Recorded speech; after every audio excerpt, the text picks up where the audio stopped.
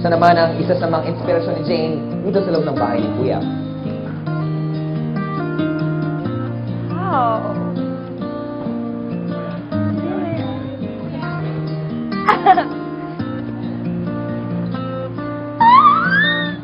Oh my gosh.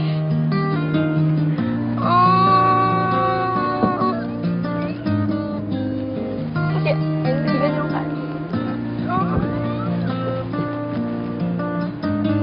I think pataas po ng music siguro yung live, yung background music yung napapakakan. Okay, okay. Kuya, huwag na mag-music, please.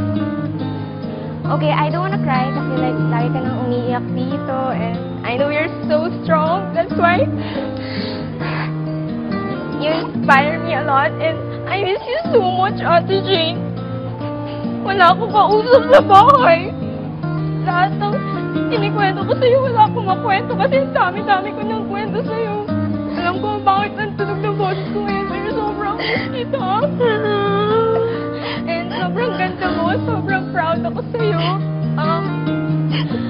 Lagi kitang pinapanood, lagi kitang tinitingnan, Ate Jane, and alam mo sa bahay, di kita masyado na-appreciate kasi lagi akong tamad, ganun.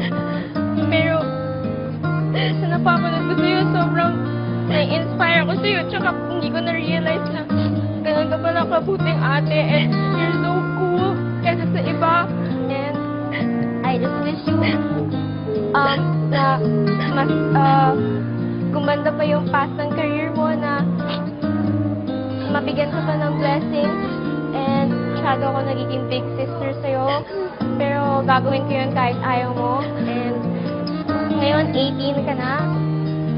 Pinag-uusapan natin ito dati na parang magiging 18 ka, like magiging hot ka na, gano'n, pero okay, hindi ka hot, beautiful ka, and ang dami kong kwento sa'yo, pero happy 18th birthday, you're so ganda, and I miss you so much. Gusto ko lalagay. Happy birthday. Hug ko muna. Wait lang, hug ko muna. Ang init. Thank you so much. Okay, palakpakan po natin ang magkapatid. And while they're hugging, gusto kong sabihin, Jane is not just hot, not just beautiful, she is everything.